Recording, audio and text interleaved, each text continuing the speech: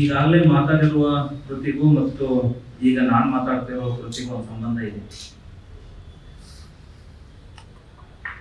ಮೊದಲನೇದು, ಈಗ ಕಲ್ಗುಡಿ ಅವರು ಮಾತಾಡಿದ್ದು ಒಂದು ಬೇಂದ್ರೆಯವರ ಉಯ್ಯಾಲೆ ಕವನ ಸಂಕಲನದ ಕೆಲವು ಕವಿತೆಗಳನ್ನು ಇಟ್ಟುಕೊಂಡು ಬರೆದಿರುವ ಒಂದು ವಿಮರ್ಶೆ ಮತ್ತು ಸಂಶೋಧನಾ ಕೃತಿ. ಇದು ರಘುನಂದನ್ ಅವರೇ ಬರೆದಿರುವ ಕವಿತೆಗಳು ಮತ್ತು ಅನುವಾದಿತ ಕವಿತೆಗಳು ಮತ್ತು ಕೆಲವು ನಾಟಕದ ಭಾಗಗಳು ಕೂಡ ಇದರಲ್ಲಿ ಸೇರ್ಕೊಂಡಿದೆ. ರಘುನಂದನ್ ಅವರು ಈಗ ದ್ವಿಪಾತ್ರದಲ್ಲಿದ್ದಾರೆ. ಒಂದು ಅವರು ಕವಿಯೂ ಹೌದು ಮತ್ತು ವಿಮರ್ಶಕ ಸಂಶೋಧಕರು ಹೌದು. ಹಾಗಿಲ್ಲ ಅಂತ ಹೇಳಕ್ ಆಗಲ್ಲ. ಯಾಕಂದ್ರೆ ಕವಿತೆ ಬರೆಯುವಾಗ ಅವನು ಕವಿ ಅಷ್ಟೇ ಆಗಿರ್ತಾನ? ಇಲ್ಲ. ಕವಿತೆ ಬರೆಯುವಾಗಲೂ ಕೂಡ ಇದು ಕವಿತೆ ಆಗ್ತಾ ಇದೆಯಾ ಇಲ್ವಾ, ಬರೆಯುವ ವಾಚ್ಯ ಆಗ್ತಾ ಇದೆಯಾ, ಏನಾದ್ರೂ ಹೊಸ ಒಂದು ಸೃಜನಾ ಕ್ರಿಯೆ ನಡೀತಾ ಇದೆಯಾ ಅನ್ನೋದು ಕವಿ ಒಳಗಡೆನೆ ಒಂದು ಜಿಜ್ಞಾಸೆ ಇರ್ತದೆ. ಮತ್ತು ಬರೆದ ಮೇಲೆಯೂ ಇದು ಕವಿತೆ ಹೌದಾ ಅಲ್ವಾ ಅನ್ನೋದು ಒಂದು ಒಂದು ವಿಮರ್ಶಾತ್ಮಕವಾಗಿರ್ತಕ್ಕಂಥ ನೋಟ ಕೂಡ ಕವಿಗೆ ಇದ್ದೇ ಇರ್ತದೆ. ಹಾಗಾಗಿ ನಾನು ವಿಮರ್ಶಕ ಅಲ್ಲ ಅಂತ ಹೇಳೋದು ಅದು ಅಷ್ಟು ಒಪ್ಪಿಗೆ ಆಗದೆ ಇರ್ತಕ್ಕಂಥ ಮಾತು. ಸರಿ, ಈಗ ನಾನು ಸತ್ತ ಮೇಲೆ ಕವನ ಸಂಕಲನ ಮತ್ತು ಅನುವಾದಿತ ಕವಿತೆಗಳು, ಇದಕ್ಕೊಂದು 2-3 ದೃಷ್ಟಿಕೋನಗಳಿಂದ ನೋಡ್ಲಿಕ್ಕೆ ಸಾಧ್ಯ ಇದೆ. ಮೊದಲನೇದು, ಒಂದು ಸಂಯೋಜಿಸುವ ಒಂದು ವಿನ್ಯಾಸ ಇರ್ತದೆ. ಕವಿಯ ದೃಷ್ಟಿಯಿಂದನೇ ಹೋದರೆ, ನಾಟಕಕಾರನ ದೃಷ್ಟಿಯಿಂದ ಹೋದರೆ, ನಿರ್ದೇಶಕನ ದೃಷ್ಟಿಯಿಂದ ಹೋದರೆ, ಈಗ ಎಲ್ಲವೂ ಆಗಿದ್ದಾರೆ. ಅವರು ರಘುನಂದನ್ ಅವರು ಕವಿನೂ ಹೌದು, ನಾಟಕಕಾರರು ಹೌದು, ನಿರ್ದೇಶಕರು ಹೌದು. ಹೀಗಿರುವಾಗ ಅವರ ಮನಸ್ಸು ಯಾವಾಗಲೂ ಕೂಡ ಒಂದು ಕೂಡಿಸುವ ಕೆಲಸ ಮಾಡ್ತಾ ಇರ್ತದೆ. ಆ ಸಂದರ್ಭ, ಸನ್ನಿವೇಶ, ಅದಕ್ಕೆ ತಕ್ಕ ಹಾಗೆ ಒಂದು ನಾಟಕೀಯತೆ ಬೇಕು, ಅದಕ್ಕೊಂದು ಹಾಡು ಬೇಕು, ಅದಕ್ಕೊಂದು ರಂಜಿಸುವ ಗುಣ ಇರಬೇಕು ಮತ್ತು ಪ್ರೇಕ್ಷಕರನ್ನ ಸೆಳೆಯುವಂತ ಒಂದು ಅದರ ಒಳಗಡೆ ಅನೇಕ ಎಲಿಮೆಂಟ್ಗಳು ಇರಬೇಕು ಅಂತ ಬಯಸ್ತಾ ಇರ್ತಾರೆ ಅವರು. ಹಾಗೆ ಈ ಕವನ ಸಂಕಲನದ ಈ ನೆಲೆಯಿಂದ ಪ್ರವೇಶ ಮಾಡಲಿಕ್ಕೆ ನನಗೆ ಅಷ್ಟು ಇಷ್ಟ ಇಲ್ಲ. ಯಾಕೆ ಅಂದ್ರೆ ಇದು ಕವಿಯ ದೃಷ್ಟಿಯಿಂದಲೇ ಹೋಗುವಂತದ್ದಿದೆಯಲ್ಲ. ಕವಿ ಮೂಲಕವಾಗಿ ಹೋಗುವಂತ ಒಂದು ಪ್ರವೇಶ ಮಾಡುವಿಕೆಯಲ್ಲಿ ನನಗೆ ಅಷ್ಟು ಆಸಕ್ತಿ ಇಲ್ಲ. ಯಾಕಂದ್ರೆ ಇದು ನಮಗೆ ಸಾಮಾನ್ಯವಾಗಿ ಶಾಲಾ ಕಾಲೇಜುಗಳಲ್ಲಿ ಒಂದು ಟ್ರೈನಿಂಗ್ ಹೇಗಿದೆ ಅಂದ್ರೆ ಹಾಗೇ ಇದೆ. ನೋಡಿ, ಕವಿ ಏನ್ ಹೇಳಿದ್ದಾರೆ, ಕವಿ ಮಾತಾಡಿದ್ದಾರೆ, ಕವಿ ಎಷ್ಟು ಒಳ್ಳೆಯ ಒಂದು ಸೌಂದರ್ಯ ಪ್ರಜ್ಞೆಯನ್ನು ಹುಟ್ಟು ಹಾಕಿದ್ದಾರೆ.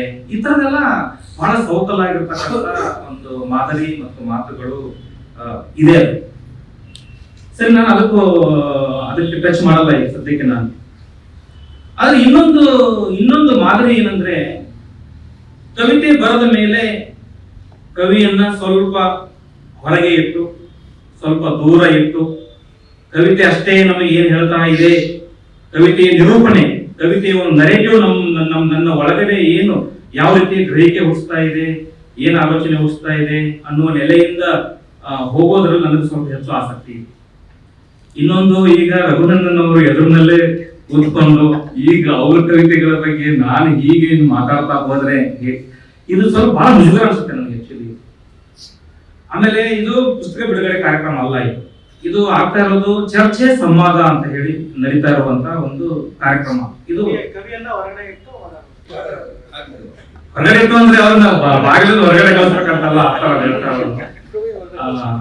ಆದ್ರೆ ಇದು ಸ್ವಲ್ಪ ಕಷ್ಟದ ಕೆಲಸ. ಆಕ್ಚುಲಿ ಇದು ಕಷ್ಟದ ಕೆಲಸ ಇದೆ. ಯಾಕಂದ್ರೆ ಕವಿಗಳು, ಲೇಖಕರು ಎದುರಿನಲ್ಲಿದ್ದಾಗ ಏನು ಅಂದ್ರೆ ಅವರೇ ಒಂದು ಕವಿತೆ ಸಾಲು ಬರ್ತದೆ, ಬೆಲ್ಲದ ಮಾತು, ಸವಿಯಾದ ಮಾತು ಎಲ್ಲರಿಗೂ ಇಷ್ಟ ರೀ. ಸಿಹಿಯಾದ ಮಾತು ಬಹಳ ಇಷ್ಟ ಆಗುತ್ತೆ. ಒಂದು ಸ್ವಲ್ಪ ವಿಮರ್ಶೆ ಬಂದ್ರೆ, ಒಂದು ಸ್ವಲ್ಪ ಭಿನ್ನಮತವನ್ನ ಬಂದ್ರೆ, ಒಂದು ಭಿನ್ನಾಭಿಪ್ರಾಯವನ್ನ ಹೇಳಿದ್ರೆ ಯಾಕೋ ಒಂದು ತರ ಆಗುತ್ತೆ. ಅದು ಯಾಕೆ ಅಂತ ಗೊತ್ತಿಲ್ಲ ನನಗೆ. ಮಾತಾಡಿ, ಪರವಾಗಿಲ್ಲ, ನನ್ನ ಪುಸ್ತಕ ಬಂದಿದೆ, ಯಾರು ಏನ್ ಬೇಕಾದ್ರೂ ಮಾತಾಡಿ, ಏನ್ ಬೇಕಾದ್ರೂ ಹೇಳಿ, ಯಾಕೆ ಅಸಹನೆ ಯಾಕೆ ಅದಕ್ಕೆ? ಯಾಕೆ ಅಷ್ಟೊಂದು ಅದು ಬಹಳ ಏನು ಅದು ಬಹಳ ಅಷ್ಟು ಮುಖ್ಯ ಅಂತ ಯಾಕೆ ಅನ್ಕೋಬೇಕು? ಒಬ್ಬ ರೈಟರ್ಗೆ, ಒಬ್ಬ ಕವಿಗೆ ನಾನು ಬರ್ದಿದ್ದೇನ್ರಿ, ನೀವು ಏನ್ ಮಾತಾಡ್ಬೇಕು ಮಾತಾಡಿ ಅನ್ನೋದನ್ನ ಅಷ್ಟು ಒಂದು ಸ್ವಾತಂತ್ರ್ಯ ಕೊಟ್ರೆ ಅಲ್ಲ, ತಗೋತಾರೆ, ಓದುಗರು ತಗೋತಾರೆ, ವಿಮರ್ಶಕರು ತಗೋತಾರೆ, ಇದ್ದೇ ಇದೆ ಆ ಸ್ವಾತಂತ್ರ್ಯ ಅಂತ ಇದ್ದೇ ಇದೆ. ಹಾಗಾಗಿ ಈ ನೆಲೆಯಿಂದ ಹೊರಟ್ರೆ ಒಂದು ಈ ಕವಿತೆಗಳಲ್ಲಿ ಒಂದು ರಸಪ್ರಜ್ಞೆ ಇದೆ. ಭಾರತೀಯ ಕಾವ್ಯ ಮೀಮಾಂಸೆ ಯಾವುದನ್ನ ಅದು ಮೊದಲಿನಿಂದಲೂ ಹೇಳ್ಕೊಂಡು ಬರ್ತಾ ಇದೆ, ಕಾವ್ಯ ಅಂದ್ರೆ ಆಸ್ವಾದಿಸಬೇಕು, ಆಸ್ವಾದಿಸುವ ಒಂದು ಪ್ರಜ್ಞೆ ನಮ್ಮ ಒಳಗಡೆ ಇರಬೇಕು, ಭಾವ ಇರಬೇಕು, ರಸ ನಮ್ಮ ಒಳಗಡೆ ಇರಬೇಕು ಅನ್ನೋದು ಇದೆಯಲ್ಲ, ಅದು ಅದು ಅದು ಇದರಲ್ಲಿ ಹೆಚ್ಚು ತುಂಬಿದೆ ಈ ಕವನಗಳಲ್ಲಿ ಇದೆ. ಅದು ಕವಿತೆ ಅಂದ್ರೆ ಈ ಚಿತ್ರವನ್ನು ಕೊಟ್ಟಿದ್ದಾರೆ, ಇದರ ಮೇಲೆ ರಾಗಿ ಕಾಳುಗಳಿದೆ, ರಾಗಿ ಮುದ್ದೆ ಮಾಡಬೇಕಾದ್ರೆ ಹೇಗೆ ಅದನ್ನ ಮತ್ತೆ ಮತ್ತೆ ತಿರುಗಬೇಕು, ಹಂಗೆ ಕವಿತೆಯನ್ನು ಕೂಡ ನಾವು ಮತ್ತೆ ಮತ್ತೆ ತಿರುಗಿಸಿ ಅದನ್ನ ಆಸ್ವಾದಿಸಬೇಕು ಅನ್ನುವಂತ ಒಂದು ನೆಲೆ ಇದೆ. ಆದ್ರೆ ಅಲ್ಲಿ ಎಲ್ಲಿಗೆ ಹೋಗಿ ತಲುಪುತ್ತದೆ? ಹಾಗಾದ್ರೆ ಅದು ಆ ನೆಲೆ ಎಲ್ಲಿಗೆ ಹೋಗುತ್ತೆ? ಅದು ಏನನ್ನ ಎಷ್ಟೊಂದು ಏನು ಆಸ್ವಾದಿಸೋದು ಇದು? ಹಾಗಾಗಿ ಇದರಲ್ಲಿ ನನಗೆ ಈ ಪದ್ಯಗಳನ್ನ ಓದ್ತಾ ಹೋದ ಹಾಗೆ ಒಂದು ವಿಷಾದ ಇದೆ ಇದರೊಳಗಡೆ. ಒಂದು ಓದಿದ ಮೇಲೆ ಏನೋ ಈ ನನ್ನ ಸುತ್ತಮುತ್ತಲು ಏನೋ ಒಂದು ಸರಿ ಇಲ್ಲ, ದೋಷಗಳಿದೆ, ಅವ್ಯವಸ್ಥೆ ಆಗಿದೆ, ಪ್ರಭುತ್ವ ಏನೆಲ್ಲ ಆಕ್ರಮಣ ಮಾಡ್ತಾ ಇದೆ, ಒಂದು ಅಸಹಾಯಕತೆ ಮತ್ತು ವಿಷಾದ ಇದರೊಳಗಡೆ ತುಂಬಿಕೊಂಡಿದೆ ಈ ನಾನು ಓದಿರುವಂತ, ಅವ್ರು ಬರೆದಿರುವಂತ ಕವಿತೆಗಳಲ್ಲಿ. ಜೊತೆಗೆ ಇನ್ನೊಂದು ಕಾಲ ಮತ್ತು ಸಾವು ಹೆಚ್ಚು ಈ ಕವಿತೆಗಳಲ್ಲಿ ವ್ಯಕ್ತವಾಗಿ ತೋರಿದೆ. ಅದು ಎರಡು ಒಂದೇ ಅರ್ಥ ಇದೆ. ಕಾಲ ಅಂದ್ರೂ ಸಮಯ, ಯಮ, ಸಾವು ಅಂತಾನೆ ಅರ್ಥ ಇದೆ. ಮತ್ತೆ ಇದು ನಿರೂಪಕನಿಗೆ ಈ ಪ್ರಶ್ನೆಗಳು ಕಾಡ್ತಾ ಇದೆ. ಅವ್ರು ಹೇಳ್ತಾರೆ, ನಾನು ಸತ್ತ ಮೇಲೆ ಹೂವಿನ ಹಾರ ಹಾಕ್ಬೇಡಿ, ಯಾರು ಬರ್ಬೇಕಾಗಿಲ್ಲ, ಅದು ನನಗೇನು ಗೊತ್ತಾಗಲ್ಲ. ಬಟ್ ಒಂದು ಆಸೆ, ಸಣ್ಣ ಆಸೆ ಒಳಗಡೆ ಏನಂದ್ರೆ, ಇರುವಾಗಲೇ ಸ್ವಲ್ಪ ಪ್ರಶಂಸೆ ಮಾಡಿ, ಇರುವಾಗಲೇ ಸ್ವಲ್ಪ ಒಳ್ಳೆಯದನ್ನ ಮಾತಾಡೋಣ, ಇರುವಾಗಲೇ ಚೆನ್ನಾಗಿರೋಣ ಅನ್ನುವ ಭಾವ ಮಾತ್ರ ಈ ಕವಿತೆಗಳಲ್ಲಿ ಇದ್ದೇ ಇದೆ. ಇದರಲ್ಲಿ ಕೂಡ ಉಯ್ಯಾಲಿಯಲ್ಲಿ 6 ಅಷ್ಟಷಟ್ಪದಿಗಳನ್ನು, ಸಾನೆಟ್ಗಳನ್ನು ತಗೊಂಡು ಚರ್ಚೆ ಮಾಡಿದ್ದಾರೆ. ನಾನು ಸತ್ತ ಮೇಲೆ ಕವಿತೆಯಲ್ಲಿ ಕೂಡ 6 ಅಷ್ಟಷಟ್ಪದಿಗಳನ್ನು ತಗೊಂಡಿದ್ದಾರೆ. ಇಲ್ಲಿ ಕೂಡ ಈ ಸಾನೆಟ್ಗಳಲ್ಲಿ ಕೂಡ ಹೆಚ್ಚು ಕಾಲ, ಸಾವು, ವಿಷಾದ ಈ ಸಂಗತಿಗಳನ್ನೇ ಮತ್ತೆ ನಿರೂಪಕನಿಗೆ ತುಂಬಾ ಹಾಂಟ್ ಮಾಡ್ತಾ ಇದೆ. ಮತ್ತೆ ಅದು ಕಾಡುವುದನ್ನ ನೋಡ್ಬೋದು. ಜೊತೆಯಲ್ಲಿ ಒಂದು ನಮ್ಮ ಕನ್ನಡ ಪರಂಪರೆಯ ಜೊತೆಗೆ ಒಂದಷ್ಟು ಕವಿಗಳನ್ನ, ಲೇಖಕರನ್ನ ಮತ್ತೆ ಇಲ್ಲಿ ಪ್ರಸ್ತಾಪ ಆಗ್ತದೆ. ಕನಕದಾಸಂದು, ಬಸವಣ್ಣವ್ರದ್ದು, ಗಾಂಧೀಜಿ, ಅಂಬೇಡ್ಕರ್, ಕುವೆಂಪು, ಬೇಂದ್ರೆ ಅಷ್ಟಾಗಿ ಕಾಣಿಸಿಲ್ಲ ಇದರಲ್ಲಿ. ಸ್ವಲ್ಪ ಸಾಲುಗಳಲ್ಲಿ, ಕೆಲವು ಕಡೆಗೆ ಸಾಲುಗಳಲ್ಲಿ ಬೇಂದ್ರೆಯವರ ಸಾಲುಗಳಿಂದ ಸ್ವಲ್ಪ ತಗೊಂಡಿದ್ದಾರೆ, ಕೋಟ್ ಮಾಡಿರ್ತಕ್ಕಂಥದ್ದು ಇದೆ. ನಾನು ಆಗಲೇ ಹೇಳಿದೆ, ಸಂಯೋಜಿಸುವ ಗುಣ ಅಂತ. ಅದೇನಂದ್ರೆ, ಬಸವಣ್ಣನವರ ಒಂದು ಮಾತು ಅಥವಾ ಶಿಶುನಾಳ ಶರೀಫರ ಒಂದು ತತ್ವಪದದ ಸಾಲನ್ನ ತಗೊಂಡು ಎರಡನ್ನ ಒಂದು ಎದುರು ಬದುರಿನಲ್ಲಿ ಇಟ್ಕೊಂಡು ಒಂದು ರೀತಿ ಜಿಜ್ಞಾಸೆ ಮಾಡುವಂತ ಮನೋಧರ್ಮ, ವೀಕ್ಷಿಸಿಕೊಳ್ಳುವ, ಅವಲೋಕಿಸಿಕೊಳ್ಳುವ, ಆತ್ಮಾವಲೋಕನ ಮಾಡಿಕೊಳ್ಳುವ ರೀತಿ ಒಂದು ಇವರ ಕವಿತೆಗಳಲ್ಲಿ ಹೆಚ್ಚು ಕಡಿಮೆ ಬಹುತೇಕ ಕವಿತೆಗಳಲ್ಲಿ ಎದ್ದು ಕಾಣುವಂತ ಒಂದು ಗುಣ. ಇದರಲ್ಲಿ 2 ಕವಿತೆಗಳು, ಮೋಹನದಾಸನ ಮೆಲುಕುವಂತ ಒಂದು ಕವಿತೆ, ಬಾಬಾ ಸಾಹೇಬರ ಭೋಗುನಿ ಅನ್ನುವಂತ ಕವಿತೆ. ಗಾಂಧೀಜಿ ಅವರು ಹೇಗೆ ಇವತ್ತಿನ ಒಂದು ಆಧುನಿಕತೆಗೆ ಮತ್ತು ಈ ಜಾಹೀರಾತುಗಳಿಗೆ ಒಂದು ಪ್ರಾಡಕ್ಟ್ ಆಗಿದ್ದಾರೆ, ಒಂದು ವಸ್ತು ಆಗಿದ್ದಾರೆ ಅನ್ನುವುದನ್ನ ಹೇಳುವಂತ ಒಂದು ಕವಿತೆ. ಮತ್ತು ಇನ್ನೊಂದು, ಬಾಬಾ ಸಾಹೇಬರನ್ನ ನಾವೇನು ಇವತ್ತು ಹೆಚ್ಚು ಮುಖ ಮಾಡಿರ್ತಕ್ಕಂಥದ್ದು ಸಂವಿಧಾನದ ಚರ್ಚೆ ಏನು ಇತ್ತೀಚೆಗೆ ಹೆಚ್ಚು ಆಗ್ತಾ ಇದೆ. ಆದ್ರೆ ಅಂಬೇಡ್ಕರ್ ಅವರು ಬದುಕಿದ್ದಾಗ 1956ರಲ್ಲಿ ಅವರು ಬೌದ್ಧ ಧರ್ಮವನ್ನ ಸ್ವೀಕಾರ ಮಾಡಿ ನವಯಾನಕ್ಕೆ ಒಂದು ಏನು ಬುನಾದಿಯನ್ನು ಹಾಕಿದ್ರು. ಆ ನೆಲೆಯಿಂದ ಅಂಬೇಡ್ಕರ್ ಒಂದು ಚಿತ್ರ ಇದೆ, ಒಂದು ಫೋಟೋ ಇದೆ. ಅದು ತಲೆಯನ್ನು ಬೋಳಿಸಿಕೊಂಡಿರುವ ಒಬ್ಬ ಬಂತೆಯಾಗಿ ಕೈಯಲ್ಲಿ ಒಂದು ಭಿಕ್ಷಾ ಪಾತ್ರೆಯನ್ನ ದಿಕ್ಕುವಾಗಿ ನಿಂತಿರುವಂಥದ್ದು, ಕೋಲನ್ನು ಹಿಡ್ಕೊಂಡಿರ್ತಕ್ಕಂಥದ್ದು ಒಂದು ಚಿತ್ರ ಇದೆ. ಬಹಳ ಒಂದು ಅದ್ಭುತವಾದ ಒಂದು ಚಿತ್ರ ಅದು. ಆ ಬಾಬಾ ಸಾಹೇಬರ ಭೋಗನಿ ಅನ್ನುವಂಥ ಕವಿತೆ ಅದು ಇವರ ಈ ಕವನ ಸಂಕಲನದಲ್ಲೇನೆ ಅತ್ಯುತ್ತಮವಾಗಿರ್ತಕ್ಕಂಥ ಒಂದು ಕವಿತೆ. ಅಲ್ಲಿ ಕೂಡ ಏನಂದ್ರೆ ಒಳಗಡೆಯಿಂದ ಪರಿವರ್ತನೆ ಆಗಬೇಕು ಅನ್ನೋದೇ ಹೇಳ್ತಾರೆ. ಮತ್ತೆ ಪರಿವರ್ತನೆ ಅನ್ನೋದು ನಮ್ಮ ಪ್ರಜ್ಞೆಯ ಒಳಗಡೆ ಬದಲಾವಣೆ ಆಗಬೇಕು, ನನ್ನ ಒಳಗಡೆಯಿಂದ ಶುರು ಆಗಬೇಕು ಅನ್ನುವಂಥದ್ದೇ ಆ ಒಂದು ಕವಿತೆ ಆದ್ರೆ ಮತ್ತೆ ಬೇರೆ ಕವಿತೆಗಳಲ್ಲಿ ಕೂಡ ಬರ್ತಾ ಹೋಗ್ತದೆ. ಅದರ ಪ್ರಶ್ನೆ ಏನಂದ್ರೆ, ಆಯ್ತು ವ್ಯಕ್ತಿಗತವಾದ ಬದಲಾವಣೆ ಎಷ್ಟರ ಮಟ್ಟಿಗೆ ಸಾಫಲ್ಯವನ್ನು ಕೊಡಬಹುದು, ನಮ್ಮ ಸಮುದಾಯದ ಸಮಾಜದ ಈ ಬಿಕ್ಕಟ್ಟುಗಳಿಗೆ ಪರಿಹಾರ ಬರೀ ವೈಯಕ್ತಿಕವಾದ ಉತ್ತರಗಳನ್ನು ಕಂಡುಕೊಳ್ಳುವುದರಲ್ಲಿ ಅಥವಾ ವೈಯಕ್ತಿಕವಾದ ಬದಲಾವಣೆಯಿಂದ ಮಾತ್ರ ಸಾಧ್ಯವೇ ಅನ್ನುವ ಪ್ರಶ್ನೆ ಎದುರಾಗ್ತದೆ. ಯಾಕಂದ್ರೆ ಇಡೀ ಒಂದು ಸಮಾಜವೇ ಜಾತಿ ಆಧಾರಿತ ಆಗಿರುವಾಗ, ಧರ್ಮ ಆಧಾರಿತ ಆಗಿರುವಾಗ, ಆ ವ್ಯವಸ್ಥೆನೇ ಒಂದು ರೀತಿಯ ಒಂದು ವ್ಯವಸ್ಥೆ, ಆ ವ್ಯವಸ್ಥೆ ಒಳಗಡೆನೆ ಅನೇಕ ದೋಷಗಳು ಇರುವಾಗ ಬರೀ ವ್ಯಕ್ತಿಗತ ನೆಲೆಯಿಂದ ಹೋದ್ರೆ ಇದು ಸಾಧ್ಯ ಆಗ್ತದ ಅನ್ನುವಂಥ ಪ್ರಶ್ನೆ ಆ ಕವಿತೆ ನಮ್ಮ ಎದುರಿಗೆ ಇರ್ತದೆ. ಬಾಬಾ ಸಾಹೇಬ ಭೋಗನಿ ಅನ್ನುವಂಥ ಒಂದು ಕವಿತೆ. ಇದ್ರ ಜೊತೆಯಲ್ಲಿ ಕನ್ನಡಿಸಿದ ಕವಿತೆಗಳು, ಅವ್ರಿಗೆ ಬಹಳ ಇಷ್ಟವಾದ ಕೆಲವು ಕವಿಗಳ ಕವಿತೆಗಳನ್ನ ಇದರಲ್ಲಿ ಅನುವಾದ ಮಾಡಿದ್ದಾರೆ. ಏಡ್ಸ್ನ 3 ಕವಿತೆಗಳಿದ್ದಾವೆ, ಬ್ರೆಕ್ನ 4 ಕವಿತೆಗಳಿದ್ದಾವೆ, ಗೌಹರ್ ರಜಾ ಅನ್ನುವಂಥ ಒಬ್ಬ ಉರ್ದು ಕವಿಯ ಒಂದು ಕವಿತೆ ಇದೆ, ಟ್ಯಾಗೋರ್ ಅವರ ಒಂದು ಕವಿತೆ ಇದೆ, ಜಾನ್ ಡನ್ ಅನ್ನೋ ಕವಿತೆ, ಎಮಿಲಿ ಡಿಕನ್ಸನ್ ಕವಿತೆಗಳು ಇದರಲ್ಲಿದ್ದಾವೆ. ನಾವು ಕನ್ನಡದಲ್ಲಿ ಅನುವಾದ ಅನ್ನುವಂಥ ಒಂದು ಪದ ಹೆಚ್ಚು ಬಳಸ್ತಾ ಇರ್ತೀವಿ. ಅದು ಟ್ರಾನ್ಸ್ಕ್ರಿಯೇಷನ್ ಅಂತ ಒಂದು ಪದ ಇದೆ. ಅದಕ್ಕೆ ಎ ಕೆ ರಾಮಾನುಜನ್ ಅವರು ಅನುಕ್ರಿಯೆ ಅನ್ನುವಂಥ ಶಬ್ದವನ್ನ ಬಳಸಿದ್ರು. ಟ್ರಾನ್ಸ್ಲೇಷನ್ ಅಲ್ಲ, ಬಹಳ ಜನ ಕನ್ನಡದಲ್ಲಿ ಮಾಡುವ ಟ್ರಾನ್ಸ್ಲೇಷನ್ ಅನುವಾದನೆ. ಅದು ಇರುವುದನ್ನ ಇರುವ ರೀತಿಯಲ್ಲಿನೇ ಬಹುತೇಕವಾಗಿ ಹಾಗೆ ಕಟ್ಟಿಕೊಡ್ತಾರೆ. ಟ್ರಾನ್ಸ್ಕ್ರಿಯೇಷನ್ ಅಂದ್ರೆ, ಅನುಕ್ರಿಯೆ ಅಂದ್ರೆ ಹೊಸ ಸೃಷ್ಟಿ. ಅದು ಅನುವಾದ ಪದ ಇದ್ದಾಗಲೂ ಕೂಡ ಒಳ್ಳೆಯ ಒಂದು ಅನುವಾದ ಮಾಡಿದವರು ಇದ್ದಾರೆ, ನಾನು ಇಲ್ಲ ಅಂತ ಹೇಳಲ್ಲ. ಆದ್ರೆ ಇದರಲ್ಲಿ ಇಲ್ಲಿಯೂ ಕೂಡ ಅಷ್ಟೇ, ಈ ಆಯ್ಕೆ ಮಾಡೋದ್ರಲ್ಲೇ ಒಂದು ಹಿತಾಸಕ್ತಿ ಇರುತ್ತೆ, ಒಂದು ವೈಯಕ್ತಿಕವಾದ ಹಿತಾಸಕ್ತಿ ಇರುತ್ತೆ ಕವಿಗಳಿಗೆ. ಅವರ ಅಭಿರುಚಿ, ಅವರ ಆಲೋಚನೆ, ಅವ್ರು ಮಾಡ್ತಾ ಇರುವ ಕ್ರಿಯೆಗಳು, ಅವರ ಜವಾಬ್ದಾರಿಗಳು ಮತ್ತು ಸಾಮಾಜಿಕವಾಗಿ ಒಂದು ಸಾರ್ವಜನಿಕವಾಗಿ ಅವರಿಗಿರುವ ವ್ಯಕ್ತಿತ್ವ, ಅದೆಲ್ಲವೂ ಕೂಡ ಇದರಲ್ಲಿ ಪಾಲ್ದಾರಾಗಿರ್ತದೆ. ಹಾಗಾಗಿ ಅವರಿಗೆ ಯಾಕೆ ಬ್ರೆಟ್ ನನ್ನ ಮತ್ತೆ ಅವರು ಅನುವಾದ ಮಾಡ್ತಾರೆ. ನಾಟಕಗಳನ್ನು ನಿರ್ದೇಶನ ಮಾಡಿದ್ದಾರೆ, ನಾಟಕಗಳ ಅನುವಾದ ಕೂಡ ಮಾಡಿದ್ದಾರೆ, ಆಧಾರಿತವಾಗಿರ್ತಕ್ಕಂಥ ನಾಟಕಗಳನ್ನು ಬರೆದಿದ್ದಾರೆ. ಯಾಕಂದ್ರೆ ಗೊತ್ತಿರುವಂತ ವಿಷಯ,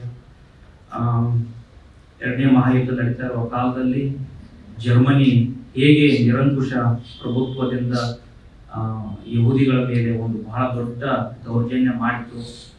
ಅದಕ್ಕೆ ಒಂದು ಬಹಳ ದೊಡ್ಡ ಒಂದು ಪ್ರತಿಕೂಲ ಬಂಡಾಯ ಅಥವಾ ದಂಗೆಕೋರ ಶಕ್ತಿಯಾಗಿ ನಿಂತವನು ಬ್ರೆಟ್.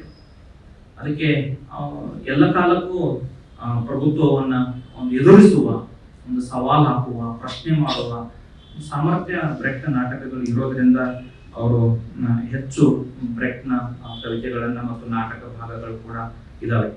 ನನಗೆ ಒಂದು ಬಹಳ ಇಂಟ್ರೆಸ್ಟಿಂಗ್ ಅನಿಸಿರ್ತಕ್ಕಂಥ ಸಂಗತಿ ಏನಂದ್ರೆ, ಟ್ಯಾಗೋರ್ದು ಒಂದು ಕವಿತೆ ಇದೆ, ಎಲ್ಲಿ ಮನ ಅಳುಕದೆ ಅಂಜದೆ ಅನ್ನುವಂಥ ಒಂದು ಕವಿತೆ. ಅದರ ಜೊತೆಯಲ್ಲಿ ಅವರು ಇನ್ನೊಂದು ನನಗೆ ನಿಲ್ಲಲಾಗಲಿಲ್ಲ, ಎಮಿಲಿ ಡಿಕನ್ಸನ್ದು ಒಂದು ಕವಿತೆ ಇದೆ. ಅವರು ಅಲ್ಲಿ ಅನುವಾದ ಮಾಡುವಾಗ ಕೊನೆಯಲ್ಲಿ ಬೇಂದ್ರೆಯವರ ಜೋಗಿ ಕವಿತೆಯ ಒಂದು ಸಾಲು ಕೂಡ ತಗೊಂಡ್ಬರ್ತಾರೆ. ಕನ್ನಡದ ಕೆಲವು ಸಾಲುಗಳನ್ನ ಅವರು ಕವಿತೆ ಬರೆಯುವಾಗಲೂ ತಗೊಂಡ್ಬಂದಿದ್ದಾರೆ, ಅನುವಾದ ಮಾಡುವಾಗಲೂ ಕೂಡ ತಂದು ಸೇರಿಸಿದ್ದಾರೆ. ಗೌಹರ್ ರಜಾದು ಒಂದು ಕವಿತೆ ಇದೆ. ಅಲ್ಲಿ ಅವರು ಬೇಂದ್ರೆಯ ಒಂದು ಸಾಲ 2 ಸಾಲನ್ನ ತಂದು ಒಂದು ಕಸಿ ಮಾಡುವಿಕೆ ಇದೆ. ಅದು ಚರ್ಚೆಗೆ ತಗೊಳ್ಬಹುದು ನಾವು, ಇದು ಸರಿಯೇ ಅನ್ನುವಂಥ. ಒಬ್ಬ ಕವಿಯ ಸಾಲನ್ನ ಇನ್ನೊಬ್ಬ ಕವಿಯ ಒಂದು ಸಾಲಿನ ಜೊತೆಯಲ್ಲಿ ಸೇರಿಸಬಹುದೇ ಅಂತ ಒಂದು ತಾತ್ವಿಕವಾಗಿರ್ತಕ್ಕಂಥ ಚರ್ಚೆ ಅಥವಾ ಸಂವಾದಕ್ಕೆ ಎಡೆ ಮಾಡಿಕೊಡ್ತದೆ. ನಾನು BA ಫಸ್ಟ್ ಇಯರ್ ಓದಬೇಕಾದ್ರೆ ಒಂದು 20-22 ವರ್ಷಗಳ ಹಿಂದೆ ನಾನು ಅಮೃತ ಪ್ರೀತಮ್ ಕವಿಯತ್ರಿಯ 2-3 ಸಾಲುಗಳನ್ನ, ಇನ್ನೊಬ್ಬ ಶಂಕ್ ಘೋಷ್ ಅಂತ ಬೆಂಗಾಲಿ ಕವಿಯ 1-2 ಸಾಲುಗಳನ್ನ, ಹೀಗೆ ಎಲ್ಲಾ 4-5 ಕವಿಗಳ ಸಾಲುಗಳನ್ನ ಹಿಂದೆ ಮುಂದೆ ಮಾಡಿ ನಂದೊಂದ್ 2 ಸಾಲು ಸೇರಿಸಿ ಈ ಒಂದು ಇಂಟರ್ ಕಾಲೇಜ್ ಕಾಂಪಿಟೇಷನ್ ಅಲ್ಲಿ ಕವನ ವಾಚನ ಮಾಡಿದ್ದೆ. ಕವನ ವಾಚನ ಮಾಡಿ ಫಸ್ಟ್ ಪ್ರೈಸ್ ತಗೊಂಡಿದ್ದೆ. ಅದಕ್ಕೆ ಜಡ್ಜ್ ಆಗಿದ್ದವರು ಕನ್ನಡದ ಬಹಳ ಹೆಸರಾಂತ ಕವಿಗಳು. ನನಗಾಗಲೇ ಅನಿಸ್ತು, ಹೆಸರಾಂತ ಕವಿಗಳು ದೊಡ್ಡ ದೊಡ್ಡ ಲೇಖಕರು ಕವಿಗಳು ಏನು ಬಹಳ ಓದಿರಲ್ಲ, ಅವರು ಗೊತ್ತಿರಲ್ಲ ಅವರಿಗೆ ಅಂತ ಅನ್ಕೊಂಡು ಅವಾಗ ನನಗೆ ಹಾಗೆ ಅನಿಸಿತ್ತು. ಬಟ್ ಆಮೇಲೆ ನನ್ನ ತಪ್ಪು ಗೊತ್ತಾಯ್ತು, ನನಗೆ ಅರಿವಾಯ್ತು, ಹೀಗೆ ಮಾಡಿದ್ರೆ ನಾನು ಕವಿಯತ್ತ ಆಗಲ್ಲ. ಒಬ್ಬರು ಕವಿಯ ಸಾಲುಗಳನ್ನ ಮತ್ತೊಬ್ಬ ಕವಿಯತೆ ಇಟ್ಕೊಂಡು ಅದೇನೋ ಪ್ರೈಸ್ ಬೇಕಾಗಿತ್ತು, ಆ ವಯಸ್ಸಿನಲ್ಲಿ ಆ ಏಜ್ ಅಲ್ಲಿ ಆಗ ಮಾಡಿದೆ. ಬಟ್ ಆಮೇಲೆ ನನಗೆ ಬಹಳ ಆ ಕವಿತೆ ಮತ್ತೆ ನಾನು ಎಲ್ಲಿ ಪ್ರಕಟ ಮಾಡಲಿಲ್ಲ, ಮತ್ತೆ ಎಲ್ಲಿ ಕಳಿಸ್ಲಿಲ್ಲ ನಾನು. ಆಮೇಲೆ ಒಂದಿಷ್ಟು ಸ್ವಂತ ಕವಿತೆಗಳನ್ನ ಬರೀಲಿಕ್ಕೆ ಹೋದೆ, ಬರದೇ ಸ್ವಲ್ಪ ಎಲ್ಲ ಪ್ರಕಟ ಮಾಡ್ತಾ ಇದ್ದೆ. ಆಮೇಲೆ ನನಗೆ ಕವಿತೆಗಳು ಏನು ನನಗೇನು ಬರೀಬೇಕು ಅಂತ ಅನಿಸ್ಲಿಲ್ಲ, ಇರಲಿ. ಆದ್ರೆ ಇಲ್ಲಿ ಅನುವಾದ ಮಾಡುವಾಗ ಒಬ್ಬ ಕವಿಯ ಸಾಲನ್ನ ಇನ್ನೊಬ್ಬ ಕವಿಯ ಸಾಲಿನ ಜೊತೆಯಲ್ಲಿ ಸೇರಿಸಿದ್ರೆ ಏನಾಗುತ್ತೆ, ಅಥವಾ ಯಥಾವತ್ತಾಗಿ ಅನುವಾದ ಮಾಡಿದ್ರೆ ಏನಾಗುತ್ತೆ, ಅಥವಾ ಅದನ್ನ ಒಂದು ಅನುಸೃಷ್ಟಿ ಮಾಡಿದ್ರೆ ಏನಾಗುತ್ತೆ ಅನ್ನೋದು ಪ್ರಶ್ನೆಗಳು ಕೂಡ ಇಲ್ಲಿ ಎದುರಾಗುತ್ತೆ, ನಮಗೆ ಎದುರಾಗುತ್ತೆ. ಸೇರಿಸಲೇಬಾರ್ದು ಅಂತ ನಾನು ಖಡಾಖಂಡಿತವಾಗಿ ಹೇಳಲಾರೆ. ಯಾಕಂದ್ರೆ ಸೃಷ್ಟಿ ಕ್ರಿಯೆಯಲ್ಲಿ ಕವಿತೆಗಳನ್ನು ಬರೆಯುವಾಗ ಎಲ್ಲೆಲ್ಲಿಯ ಸಂಗತಿಗಳು, ಎಲ್ಲೆಲ್ಲಿಯ ಅಂಶಗಳು, ಎಲ್ಲೆಲ್ಲಿಯ ಪದಗಳು ಹೇಗೆ ಬಂದು ಸೇರ್ತವೆ. ಕವಿತೆ ಸ್ವಂತದ್ದು ಬರೆದಿದ್ದೀನಿ ಅಂತ ಹೆಂಗ ಸಾಧ್ಯ? ಹೌದು, ಈ ಕವಿತೆ ನಂದೇ ಅಂತ ಹೇಳುವಾಗ ಇದು ನಾವು ಆಧುನಿಕತೆ ಬಂದಾಗ, ಅಕ್ಷರ ಬಂದಾಗ ಹೇಳ್ತಾ ಇರುವ ಮಾತಿದು ಅಧಿಕೃತತೆ, ಇದಕ್ಕೊಂದು ಅಧಿಕೃತತೆ ಇದೆ ಅಂತ ಮಾತಾಡ್ತಾ ಇದ್ದೀವಿ. ಜನಪದರು ಸೃಷ್ಟಿ ಮಾಡೋದಕ್ಕೆ ಏನಿದೆ ಅವ್ರ ಮುದ್ರೆ, ಏನಿದೆ ಹೆಸರು, ಯಾವ ಊರಿದೆ, ಯಾವ ಸಮುದಾಯ ಇದೆ, ಏನು ಇಲ್ವಲ್ಲ. ಅದಕ್ಕೆ ಅದು ನಗಣ್ಯವಾದದ್ದು, ಸ್ವಲ್ಪ ತುಚ್ಛವಾದದ್ದು, ಅಧಿಕೃತವಾದದ್ದು ಅಲ್ಲ ಅಂತ ನಾವು ನೋಡ್ತೀವಿ. ಯಾವಾಗ ಆಧುನಿಕತೆ ಮತ್ತು ಅಕ್ಷರ ಬಂದ ಮೇಲೆ, ಅದು ಒಂದು ಮುದ್ರೆ ಬಿದ್ದ ಮೇಲೆ, ವಾಹ್, ಬೇಂದ್ರೆ ಕವಿತೆ ಅಂದ್ರೆ ಬೇಂದ್ರೆ ಕವಿತೆ ಆಗಲಿ, ಅಡಿಗರ ಕವಿತೆ ಅಂದ್ರೆ ಅಡಿಗರ, ಬರದ್ರೆ ಬಡಿಬೇಕ್ರಿ ಅಡಿಗರ ಹಾಗೆ, ಈ ತರದ ಮಾತುಗಳು ಬಂದಿದ್ದಲ್ಲ ಅವಾಗ್ಲೇನೆ.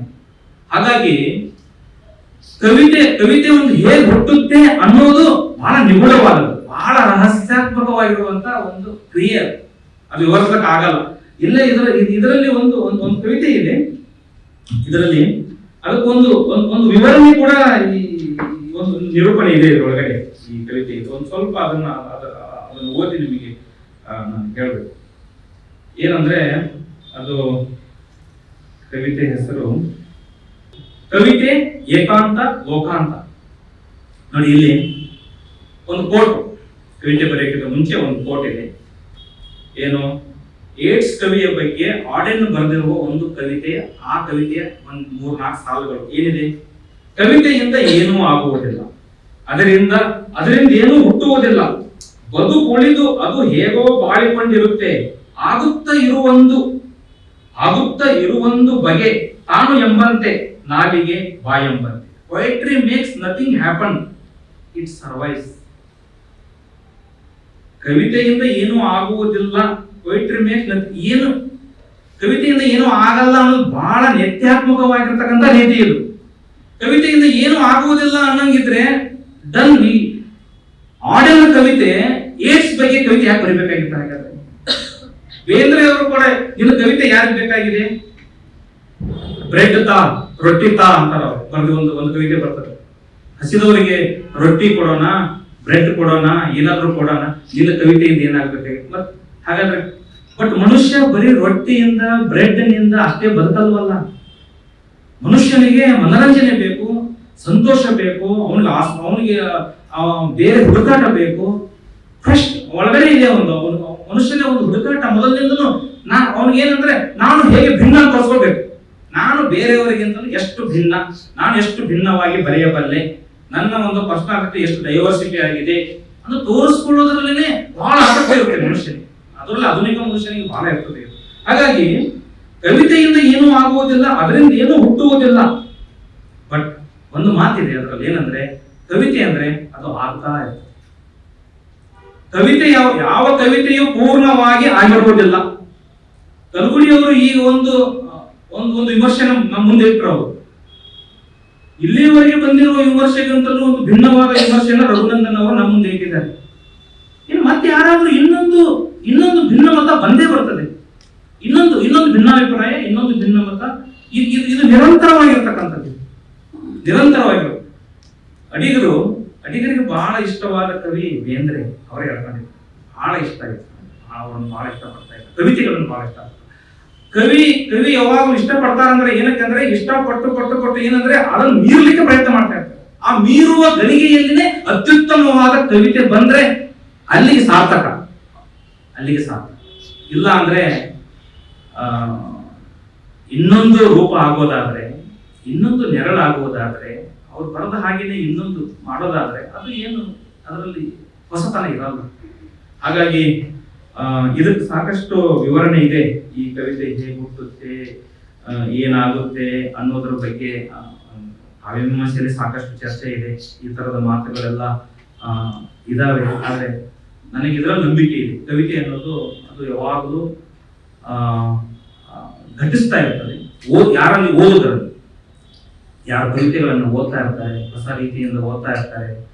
ಆಗಲೇ ಇಲ್ಲಿ ಬಂದು ಕುಂತಾಗ ಜಯಂತಕಾಯಿ ನೀವು ಹೇಳ್ತಾ ಇದ್ರು, ಬೆಳಗಾವಿಗೆ ಹೋದಾಗ ಇವತ್ತಿನ ವಿದ್ಯಾರ್ಥಿಗಳು ಬಹಳ ಒಂದು ಶಾರ್ಪ್ ಮೈಂಡೆಡ್ ಆಗಿದ್ದಾರೆ, ಎಷ್ಟು ಟೀಚರ್ಗಳನ್ನು ಜಾಸ್ತಿ ತಿಳ್ಕೊಂಡಿದ್ದಾರೆ ಅಂತ ಹೇಳ್ತಾ ಇದ್ರು. ಹಾಗೆ ಎಲ್ಲ ಕಾಲಕ್ಕೂ ಯಾರು ದೊಡ್ಡ ದೊಡ್ಡ ಕವಿಗಳಿದ್ದಾರೆ, ಲೇಖಕರಿದ್ದಾರೆ, ಚಿಂತಕರಿದ್ದಾರೆ, ಅವರು ಈ ಕಾಲ ಪ್ರವಾಹದಲ್ಲಿ ಹಾಯ್ದು ಹೋಗ್ಲೇಬೇಕು. ಅವರು ಒಂದು ಸಂದರ್ಭ ಬರುತ್ತೆ, ಒಂದು ಸಮಯ ಬಂದೇ ಬರುತ್ತದೆ. ಅದು ಬಂದಾಗ ಅದು ಒಂದು ಅಗ್ನಿ ಜೀವಿ ಅಂತೀವಲ್ವ, ಆ ಅಗ್ನಿ ಜೀವಿಯಲ್ಲಿ ಹಾಯಲೇಬೇಕು. ಅದು ಬೇಂದ್ರೆ ಆಗಿರ್ಬೋದು, ರಘುನಂದನ್ ಅವರಾಗಿರ್ಬೋದು, ಯಾರಾದ್ರೂ ಆಗಿರ್ಬೋದು, ಎಂಥವರಾದ್ರೂ ಅಷ್ಟೇ. ಆದ್ರಿಂದ ಬೇಂದ್ರೆ ಅವ್ರದ್ದು ಗರಿ ಇದೆಯಲ್ವಾ, ಆ ಗರಿ ಕವಿಗೆ ಎಷ್ಟು ಒಂದು ಕುತೂಹಲ ಅಂದ್ರೆ, ಅಲ್ಲ ಎಷ್ಟೊಂದು ಪಕ್ಷಿಗಳಿದಾವ ಲೋಕದಲ್ಲಿ, ಯಾಕೆ ಪಕ್ಷಿಯ ಒಂದು ಗರಿಯಲ್ಲಿ ಕಾಣಲ್ವಲ್ಲ ಕಣ್ಣಿಗೆ? ಯಾಕೆ ನಮ್ಗೆ ಕಾಣಲ್ಲ? ಪಕ್ಷಿಗಳು ಕಾಣ್ತಾವ ಆಕಾಶದಲ್ಲಿ, ಎಷ್ಟು ಹಾರಾಡ್ತಾ ಇರ್ತವೆ, ಎಷ್ಟೊಂದು ಬೇರೆ ಬೇರೆ ಪಕ್ಷಿಗಳಿದಾವೆ, ಗರಿ ನಮಗೆ ಎಲ್ಲಿ ಕಾಣಲ್ವಲ್ಲ? ಆ ಪಕ್ಷಿಗಿಂತಲೂ ಕವಿಗೆ ಹೆಚ್ಚು ಆಸಕ್ತಿ ಇದ್ದದ್ದು ಆ ಗರಿಯಲ್ಲಿ, ಅದರ ಒಂದು ನುಣುಪು, ಅದರ ಒಂದು ಆ ಎಲೆಗಳು, ಅದರ ಬಣ್ಣ, ಅದರ ಎಷ್ಟು ಚೆನ್ನಾಗಿದೆಯಲ್ಲ ಅನ್ನುವಂತ ಭಾವ ಆ ಕವಿಗೆ. ಆದ್ರೆ ನನ್ನ ಜೀವನ ನನಗೂ ಒಂದು ಗರಿನೂ ಸಿಕ್ಕಿಲ್ಲ. ನಾನು ಹಳ್ಳಿಯಲ್ಲೇ ಇದ್ದವನು, ಎಮ್ಮೆ ಕಾಯ್ತಾ ಇದ್ದವನು, ಎಲ್ಲಾದ್ರೂ ಪಕ್ಷಿನ ಉದುರಿ ಬಿದ್ದಿರ್ತಕ್ಕಂಥ ಗರಿ ಎಲ್ಲಿ ಕಂಡಿಲ್ವಲ್ಲ, ಸಿಕ್ಕಿ ಅಲ್ವಲ್ಲ? ಅದಕ್ಕೆ ಕವಿತೆ ಅಂದ್ರೆ ಗರಿಯನ್ನ ಹೀಗೆ ಊದಿ ಬಿಡೋದಷ್ಟೇ. ಅದು ಬಿಟ್ಟ ಮೇಲೆ ಅದು ಯಾರ ಕೈಗೆ ಸಿಗ್ತದೆ, ಎಷ್ಟು ದಕ್ತದೆ, ಅದು ಅವ್ರಿಗೆ ಬಿಟ್ಟಿರ್ತಕ್ಕಂಥದ್ದು. ಹೇಳ್ತಾ ಹೋದ್ರೆ ಮತ್ತೆ ರಘುನಂದನ್ ಅವರೀಗ ನನಗೆ ಚೀಟಿ ಕೊಡ್ತಾರೆ. ಮತ್ತೆ ಚರ್ಚೆ ಸಂವಾದ ಇದ್ರೆ ಅದನ್ನ ಮುಂದುವರ್ಸೋಣ. ನನಗೆ ಈ ಕಾರ್ಯಕ್ರಮ ಇಷ್ಟ ಆಯ್ತು. ಪುಸ್ತಕ ಬಿಡುಗಡೆಗಿಂತಲೂ ಈ ತರದ ಒಂದು ಗಂಭೀರವಾದ ಚರ್ಚೆ ಮತ್ತು ಸಂವಾದಕ್ಕೆ ಒಂದು ಅವಕಾಶವನ್ನ ರಘುನಂದನ್ ಅವರು ಮಾಡಿಕೊಟ್ಟಿದ್ದಾರೆ. ರಘುನಂದನ್ ಅವರು ವಯಸ್ಸಿನಲ್ಲಿ ನನಗಿಂತ ಬಹಳ ಹಿರಿಯರು. ಅವ್ರ ಪರಿಚಯ ನನಗಿರಲಿಲ್ಲ, ಇತ್ತೀಚೆಗಷ್ಟೇ ಪರಿಚಯ ಆಯಿತು. ಅವರು ಅನವರತ ಕಾವ್ಯವನ್ನ, ನಾಟಕವನ್ನ ಧ್ಯಾನಿಸ್ತಾ ಇರೋ ವ್ಯಕ್ತಿ. ಸಿಕ್ಕಾಗೆಲ್ಲ ಯಾವುದೋ ಪುಸ್ತಕ ತೆಗಿತಾರೆ, ತೆಗೆದು ಒಂದು ಕವಿತೆಯನ್ನ ಓದ್ತಾರೆ, ಈ ಕುಡಿಯನ್ನ ಬನ್ನಿ ಅಂತಾರೆ, ಅಲ್ಲಿ ಮತ್ತೆ ಕವಿತೆನೆ ಓದ್ತಾರೆ. ನಾಳೆ ಸಿಕ್ಕಿದ್ರೆ ಮತ್ತೆ ಕವಿತೆನೆ ಓದ್ತೀನಿ ಅಂತಾರೆ. ಒಂದ್ಸಲ ಅನ್ಸುತ್ತೆ ಏನ್ ತಲೆ ಚಿಟ್ಟಿಡಿಸುವ ಹಾಗೆ ಮಾಡ್ತಾರೆ. ನಾವು ಸ್ವಲ್ಪ ಬೇರೆಯವ್ರನ್ನ ಭೇಟಿ ಮಾಡೋಣ ಅಂತಿರ್ತೀವಿ. ಟೀಚರ್ ಭೇಟಿ ಮಾಡಿದ್ರೆ ಮತ್ತೆ ಅದೇ ಚರ್ಚೆ, ಸಾಹಿತಿಗಳನ್ನು ಭೇಟಿ ಮಾಡಿದ್ರೆ ಮತ್ತೆ ಅದೇ ಮಾತಾಡ್ತಾ ಇರ್ತೀವಿ. ಸ್ವಲ್ಪ ಬೇರೆ ಏನಾದ್ರು ಮಾತಾಡೋಣ ಅಂತ ಹೋದ್ರೆ ರಘುನಂದನ್ ಅವರ ಅವಕಾಶನೇ ಕೊಡಲ್ಲ. ಈ ಪುಸ್ತಕ ಕೊಟ್ಟಾಗ ಧಾರವಾಡದಲ್ಲಿ ಇದರಲ್ಲಿ ಕೊಟ್ಟ ನಂತರ ಓದ್ತಾ ಇದ್ದೆ. ಆ ದಿನ ರಾತ್ರಿ ಓದುವಾಗ ಏನ್ ಮಾಡಿದ್ರು, ಮತ್ತೆ ಫೋನ್ ಮಾಡಿಬಿಟ್ಟು ಇಲ್ಲ ವಾಪಸ್ ಕೊಡಿ, ಸ್ವಲ್ಪ ಕೆಲವು ಕಡೆ ಎಲ್ಲ ತಿದ್ದಬೇಕಾಗಿದೆ, ಅಕ್ಷರ ತಪ್ಪಾಗಿದೆ ಅಂತ ಹೇಳಿ ಮತ್ತೆ ವಾಪಸ್ ತಗೊಂಡು ಮತ್ತೆ ಅದು ತಿದ್ದಿ ಮತ್ತೊಂದು ಪದ್ಯವನ್ನು ಇಟ್ಕೊಂಡಿದ್ದೀನಿ. ಆ ಪದ್ಯ ಈಗಲೂ ಕೂಡ ನನ್ನ ಹತ್ರ ಇದೆ. ಇದು ಇಟ್ಟು ಮತ್ತೆ ನನಗೆ ನೆಕ್ಸ್ಟ್ ಡೇ ವಾಪಸ್ ಮತ್ತೆ ತಂದು ಕೊಟ್ಟಿರೋದನ್ನ ತಂದು ಕೊಟ್ಟ ಆದ್ಮೇಲೆ ಮತ್ತೆ ಫೋನ್ ಮಾಡಿ ಹೇಳಿದ್ರು, ಇಂಥ ಪೇಜ್ ಅಲ್ಲಿ ಇನ್ನೊಂದು ಸ್ವಲ್ಪ ಏನೋ ತಗೊಳ್ಕೊಂಡಿದ್ದೀನಿ. ಸರಿ ಸರ್, ನೀವು ಇದೀರಾ ಹೇಳ್ತೀರಾ, ಮುಂದೆ ಹೇಗೆ ಹೇಳೋದಿಲ್ಲ. ಅದಕ್ಕೆ ಈ ಕೊಟ್ಟಿರೋ ಟಿಪ್ಪಣಿಗಳು, ಅನುಬಂಧಗಳು ಬಹಳ ಇದಾವೆ. ಅದು ಹೆಲ್ಪ್ ಮಾಡುತ್ತೆ, ನಾನು ಇಲ್ಲ ಅಂತ ಹೇಳೋದು, ಹೌದು ಸಹಾಯ ಮಾಡುತ್ತೆ ಓದುಗರಿಗೆ. ಆದ್ರೆ ಇದು ಸೂಚಕಗಳು ಎಷ್ಟು ಓದುಗರಿಗೆ ಒಂದು ಇನ್ಸಿಸ್ಟ್ ಮಾಡ್ತದೆ. ಆದ್ರೆ ಕವಿತೆನೇ ಕೆಲಸ ಮಾಡ್ಬೇಕು. ಬೇಂದ್ರೆ ಅವರು ಬದುಕಿರುವವರೆಗೂ ಕೂಡ ಅವರು ಎಲ್ಲಿ ಕವಿ ಶಬ್ದಗಳು ಕೊಡ್ತಾ ಇರಲಿಲ್ಲ, ಕೆಳಗಡೆ ಶಬ್ದನೋ ಅದರ ಭಾವನೋ ಮತ್ತೊಂದು ಇನ್ನೊಂದು ಕೊಡ್ತಾ ಇರಲಿಲ್ಲ. ಅವ್ರು ತೀರ್ಕೊಂಡ ಮೇಲೆ ವಾಮನ್ ಬೇಂದ್ರೆ ಅವರು ಸಂಪಾದನೆ ಮಾಡಿದ ಮೇಲೆ ಅದು ಕವಿತೆ ಯಾವಾಗ ಬರೆದದ್ದು, ಯಾವ ಸಂದರ್ಭದಲ್ಲಿ ಬರೆದದ್ದು, ಅದಕ್ಕಿರೋ ಭಾವ ಏನು, ಅದಕ್ಕಿರ್ತಕ್ಕಂತ ಒಂದು ಸನ್ನಿವೇಶ ಏನು, ಪದಗಳು ಏನು ಅಂತ ಹೇಳಿದಾಗ ನಾನು ಹಾಗೆ ನೋಡಿದಾಗ ಅಲ್ಲಪ್ಪ, ನಾನು ಸುಮ್ಮನೆ ನನ್ನ ಕವಿತೆ ಇದನ್ನ ನನ್ನ ಪಾಡಿ ನಾನು ಹೇಗೋ ಒಂದು ಓದ್ಕೊಂಡಿದ್ದೆ, ಏನೋ ಆಲೋಚನೆ ಬಂದಿತ್ತು, ಹೇಗೋ ಇತ್ತು ಅಂದ್ಕೊಂಡಿದ್ದು ನಾನಿದ್ದಾಗ ಅದೆಲ್ಲ ಸಣ್ಣ ಸೋಮವಾರ ಅಂತ ಪದ್ಯ ಕೊಟ್ರೆ ಇಂಥದ್ದು ಅಲ್ಲೇನೋ ಘಟಿಸ್ತು ಅವತ್ತು ಅಂತ ಬರೆದಾಗ ನಾನು ಬೇಜಾರಾಯ್ತು ಬಹಳ. ಯಾಕಂದ್ರೆ ಕವಿತೆಗೆ ಯಾವಾಗಲೂ ಕೂಡ ತನ್ನ ಗಳಿಗೆಯನ್ನ, ತನ್ನ ಸಂದರ್ಭವನ್ನ, ತನ್ನ ಒಂದು ಸೀಮೆಯನ್ನ, ಕಾಲವನ್ನ ಮೀರಿ ಹೋಗುವಂತದ್ದು ಇರ್ತದೆ. ಅದು ಮೀರಿ ಹೋಗದೇ ಇದ್ರೆ ಅದು ಅಲ್ಲೇ ಉಳಿತದೆ ಕವಿತೆ. ಯಾವ ಕವಿತೆ ಕವಿಯಿಂದ ಬಿಡಿಸಿಕೊಳ್ಳುತ್ತದೆಯೋ, ಕವಿಯಿಂದ ಬಿಡಿಸಿಕೊಂಡ ಕವಿತೆ ಬದುಕ್ತದೆ, ಅದು ಬಾಳ್ತದೆ. ರಘುನಂದನ್ ಅವರ ಕವಿತೆಗಳು ಕೂಡ ಹೀಗೆ ಬಾಳಲಿ, ಬದುಕಲಿ, ಅವು ನಮ್ಮ ಜೊತೆ ಉಸಿರಾಗಲಿ ಅಂತ ಭಾವಿಸ್ತಾ ನಾನು ಮಾತುಗಳನ್ನು